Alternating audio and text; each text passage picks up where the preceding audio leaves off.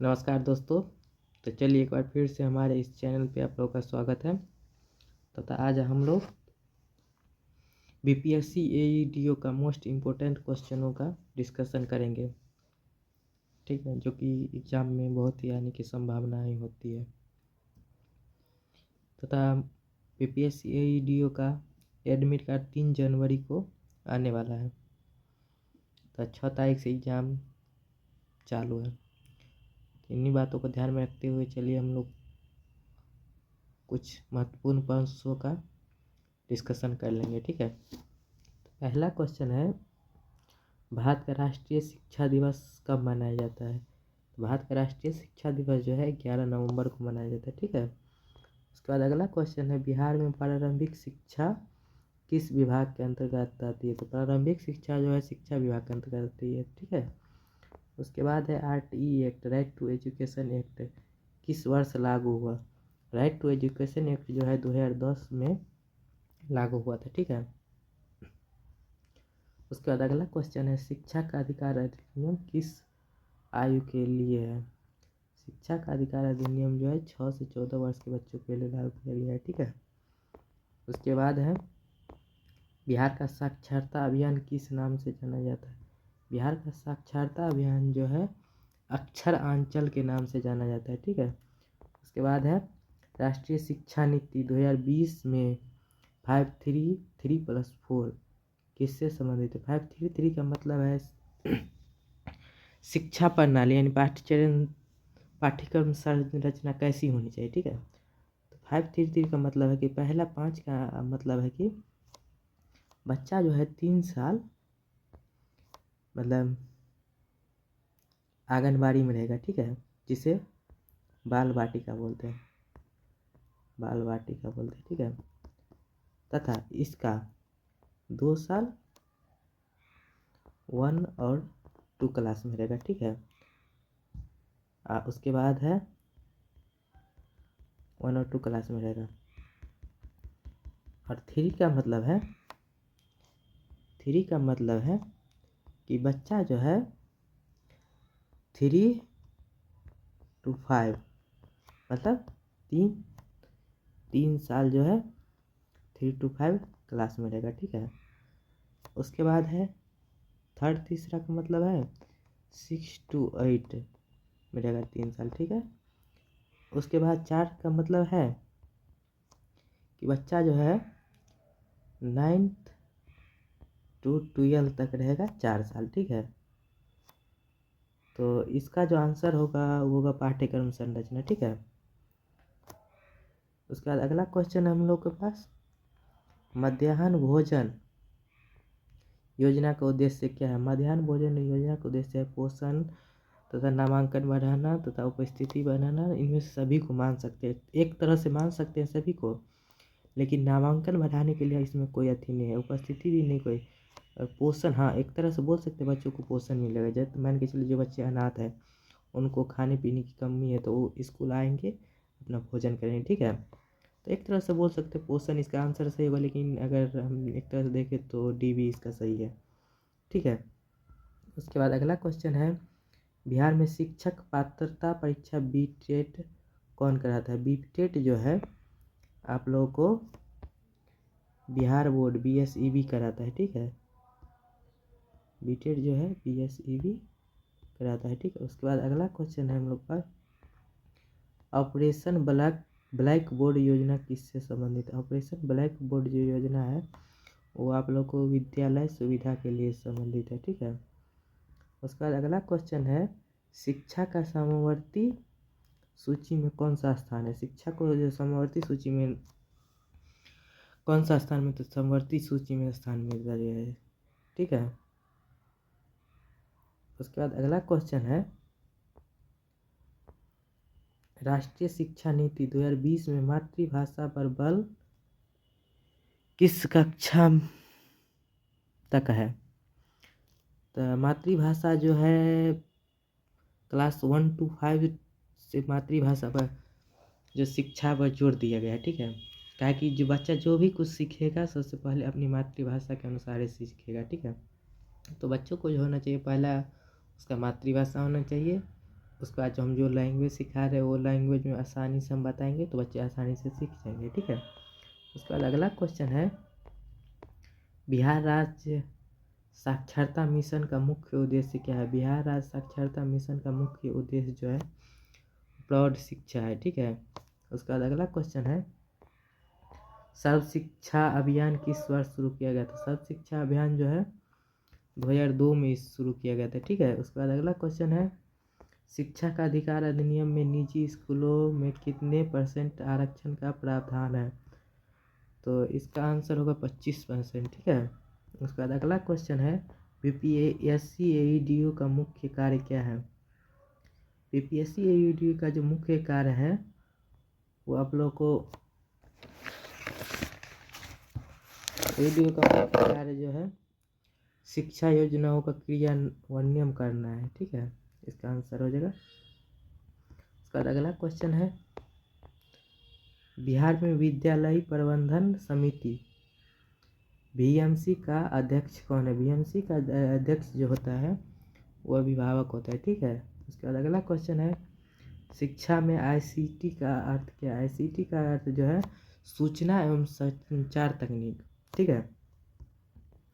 उसके बाद राष्ट्रीय आय सह मेधा छात्रवृत्ति किस कक्षा के लिए है।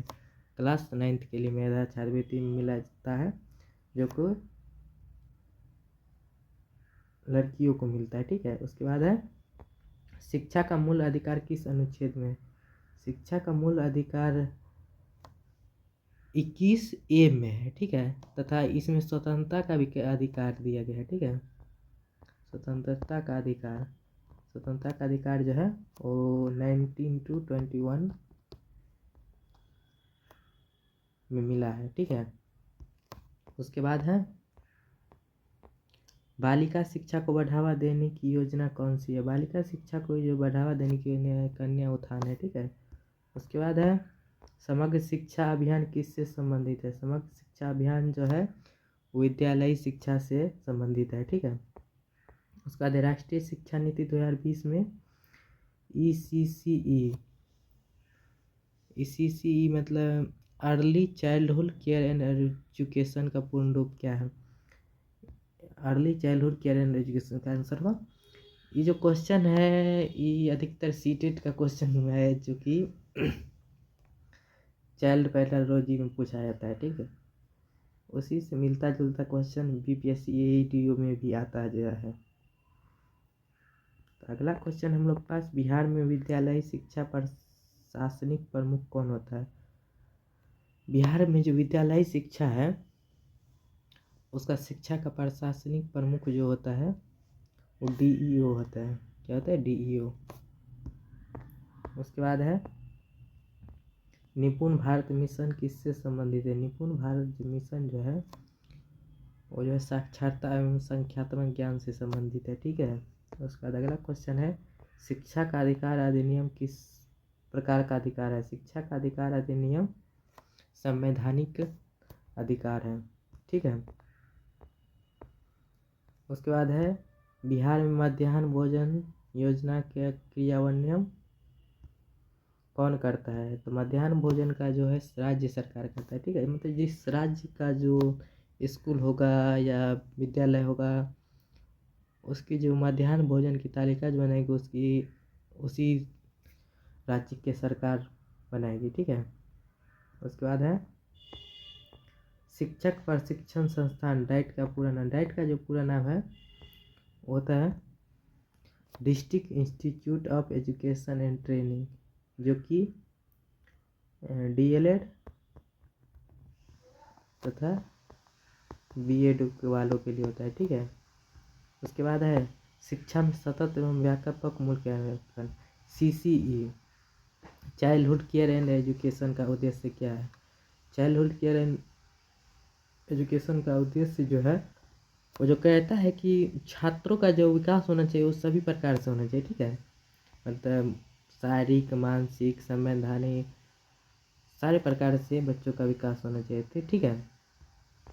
उसके बाद है, राष्ट्रीय शिक्षा नीति 2020 में बोर्ड परीक्षा के किस प्रकार बनाने की बात की है। बोर्ड परीक्षा को किस प्रकार बनाने के, तो राष्ट्रीय शिक्षा नीति जो है 2020 में जो बोर्ड परीक्षा को बोला गया, आसान व अवधारणा रहित बनानी चाहिए। ठीक है।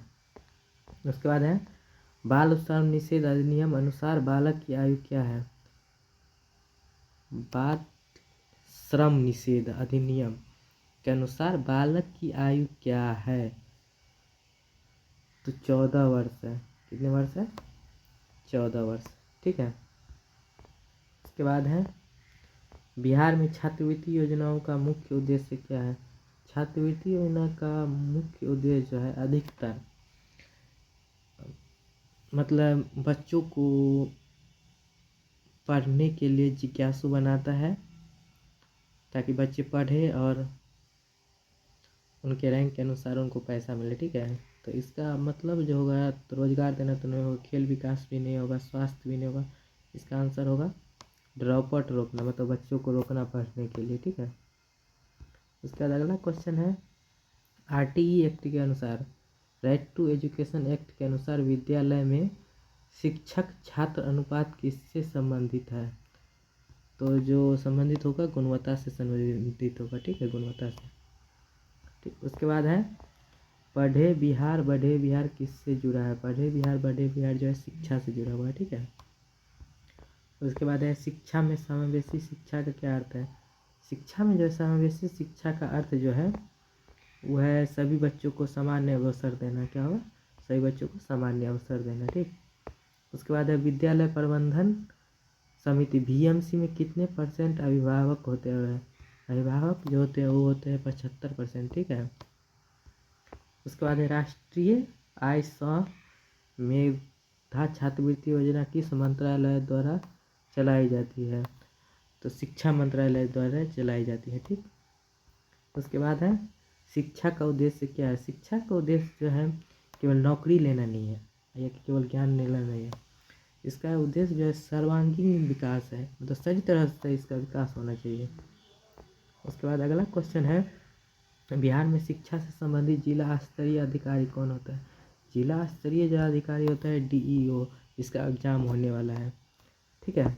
उसके बाद है डिजिटल शिक्षा को बढ़ावा देने वाली योजना कौन सी है? डिजिटल शिक्षा को जो बढ़ावा देने वाली योजना चालू किया गया है राज्य सरकार के द्वारा, वह स्वयं योजना। ठीक है। उसके बाद है अगला क्वेश्चन है शिक्षा का अधिकार नियम किस प्रकार के विद्यालयों पर लागू होता है? शिक्षा का अधिकार नियम जो है सरकारी तथा निजी विद्यालय दोनों पर अधिकार, दोनों स्कूलों पर लागू होता है। ठीक है। उसके बाद है शिक्षक की भूमिका क्या है? शिक्षक की भूमिका जो होती है केवल पढ़ाना नहीं होता है, मार्गदर्शन करना नहीं होता है, अनुशासन या फिर सभी, तो इनमें से सभी में होगा। ठीक है। शिक्षक की भूमिका जो होती है सभी में होती है। ठीक है। उसके बाद है बालिका शिक्षा हेतु बिहार सरकार की प्रमुख योजना कौन सी है? बालिका शिक्षा हेतु जो सुकन्या जो है, सुकन्या नहीं होगा, लाडली भी नहीं होगा, उज्ज्वला योजना भी नहीं होगा, इसका जो है कन्या उत्थान योजना। क्या है कि बिहार सरकार द्वारा कन्या उत्थान योजना ही लागू किया गया है अभी। ठीक। तो सुकन्या योजना जो है वो केंद्र सरकार के द्वारा लागू किया गया। ठीक है। लाडली योजना भी तो उज्ज्वला योजना भी। ठीक।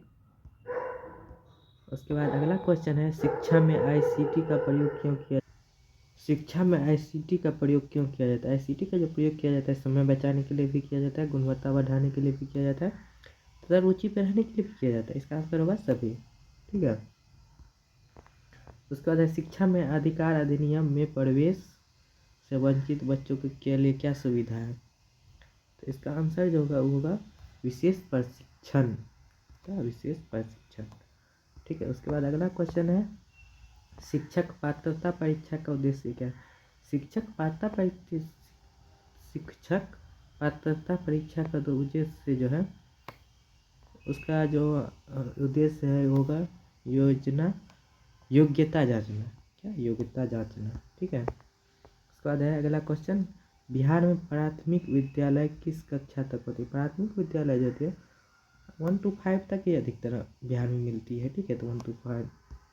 उसके बाद है अगला क्वेश्चन राष्ट्रीय शिक्षा नीति 2020 में उच्च शिक्षा में GER लक्ष्य कितना रखा गया है? GER जो लक्ष्य रखा गया है वो है 50% रखा गया है, ठीक है। उसके बाद है अगला क्वेश्चन है, शिक्षा में नैतिक मूल्य क्यों आवश्यक है? शिक्षा में जो नैतिक मूल्य है वह अनुशासन के लिए भी है, चरित्र निर्माण तथा समाज सुधार सभी के लिए है, ठीक है। उसके बाद अगला क्वेश्चन है, विद्यालय में ड्रॉप आउट का मुख्य कारण क्या है? मतलब बच्चों को स्कूल छोड़ने का मुख्य कारण क्या है? गरीबी, पलायन, जागरूकता में कमी तथा सही में सभी कारण आ सकते हैं, ठीक है। उसके बाद हम लोग के पास लास्ट क्वेश्चन है कि BPSC AEDO पद किससे संबंधित है? तो BPSC AEDO जो पद है वो शिक्षा विकास से संबंधित है, ठीक है। तो आज के लिए इतना ही, चलिए धन्यवाद, मिलते हैं अगले क्लास में। अगर वीडियो अच्छा लगे तो लाइक और शेयर ज़रूर कर दीजिएगा। Thank you.